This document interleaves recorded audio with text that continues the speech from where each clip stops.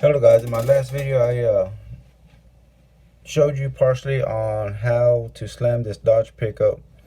It's a Dodge D200 I believe, and I did partial on it, but I was going to show you all the way how I did it.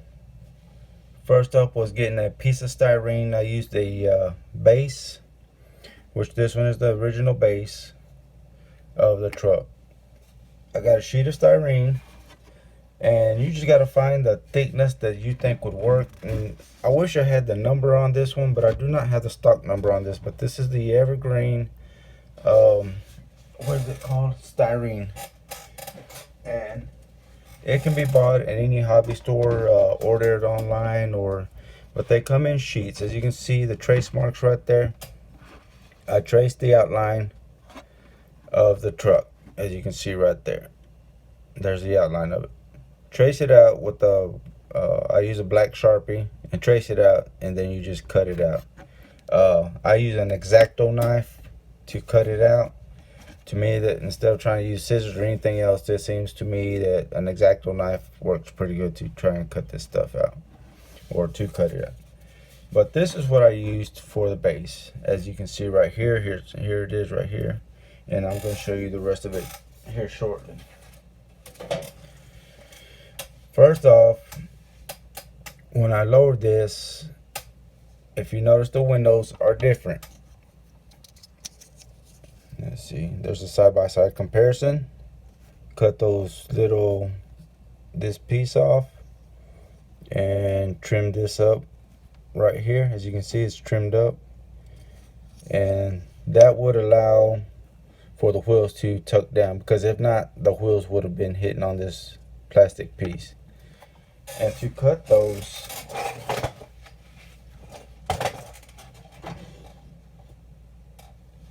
it would be great if y'all would invest in a pair of these. Fairly cheap, got it at Walmart, I think like $5 or less. But they cut this plastic pretty quick and pretty smooth with straight lines. If anybody's cut plastic with a saw or something like that, you know, leaves all that jagged nuts that you got cleaned up, and I don't like that. I found those at Walmart, purchased them, and they work pretty good.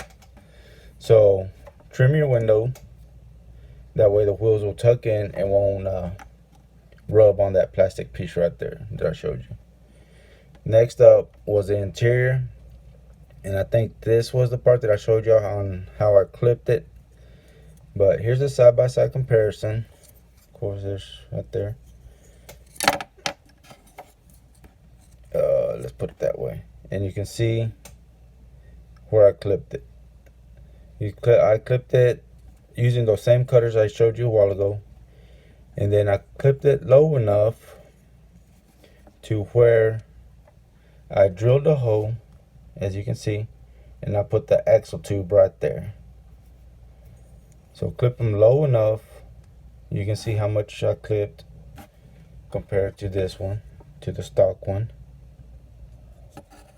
And then I inserted, let's get it to focus, if I can get it to focus.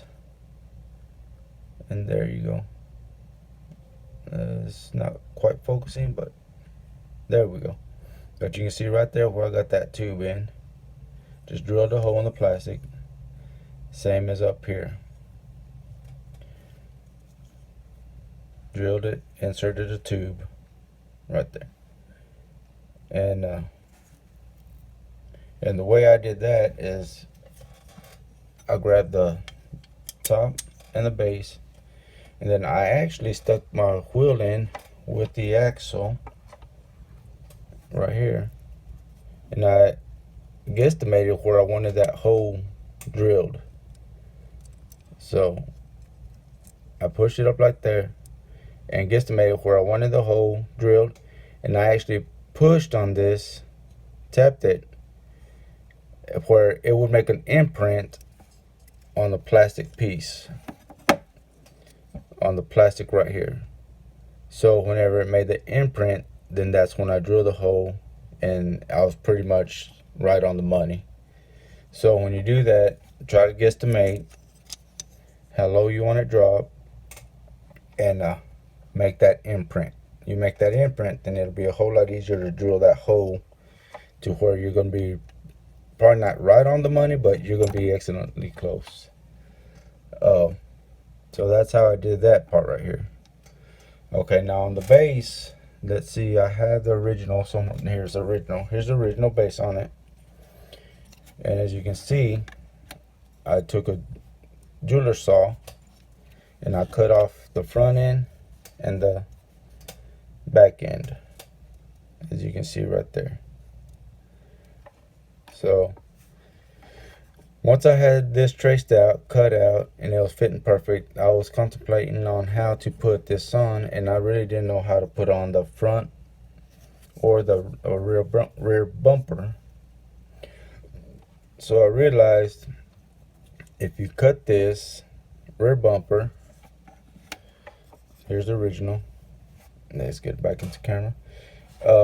You'll cut it right there where that line is, and you'll shave all this line right here, shave this line, and you'll actually shave a little bit lower to where, as you can see, that styrene will fit flush with the bumper. You can see that right here, side by side comparison.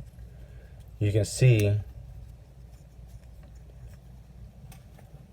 the thickness from right there to up there.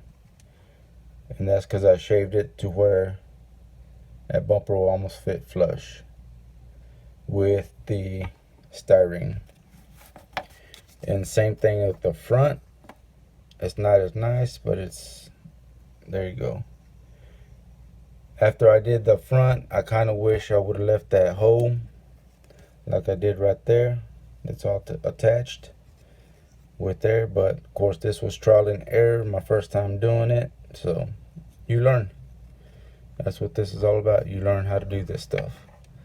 So it's not perfect, but hey, once you put it together, unless you flip it over or take the screws out, nobody really notices. And that's all there is to it on that. It can be tedious, it can be hard, but you know what? What part of customizing isn't hard? Okay, so I showed you how to do the windows,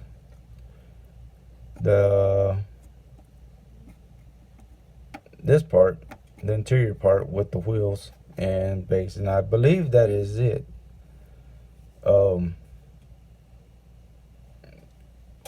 Let me think. Yes, I believe that is it, but that's how you drop them. And I'll go ahead and put this together real quick so y'all can see. There's a window.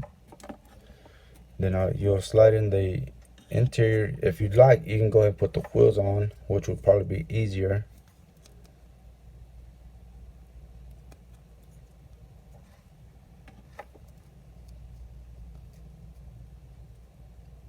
This part would be a whole lot easier before you actually even put the base on and everything else.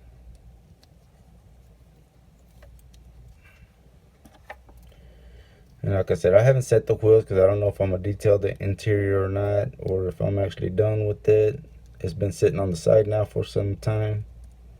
And my goal on this one was to drop it, and that's what I did.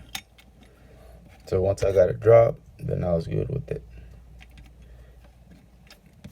There you go. Put that together and get your screws.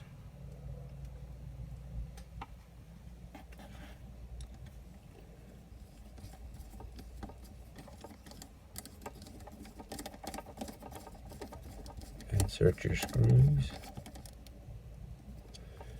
And you usually have to guesstimate also on the, I was lucky on this one. I actually hit it right on the money with the screws. As far as drilling the hole in the styrene to match up with the posts. So I was alright with that. It's not very often that you will line them up perfect. But there you go. Your slam dodge right there. You can hear that it scrapes just a little bit, but that's fine with me. You got it? And then Here's the Dodge pickup that I was also working on, and I actually put some real riders, made some axles for it, put some real riders on it, and we'll actually put this one back together as well. And then actually I even added a brush guard. Some call them a grill guard, brush guard. Let's see if I can get it to focus in. There it is. You can see the grill guard on it, brush guard. Let's pop these wheels in there. This one's not quite done yet as well.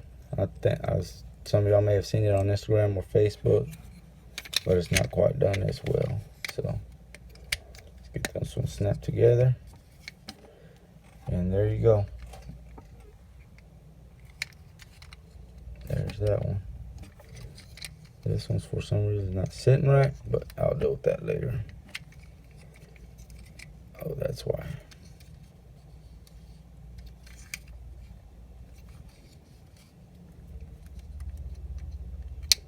There we go. There we go. Now we're sitting right. But there you go, guys. Check out the size comparison of the two. And you can see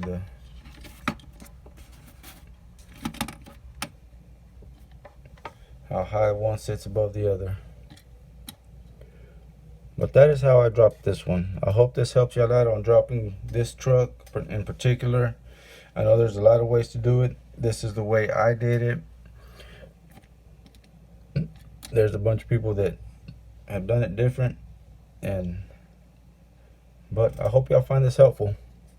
Thanks for watching. Have a great Sunday.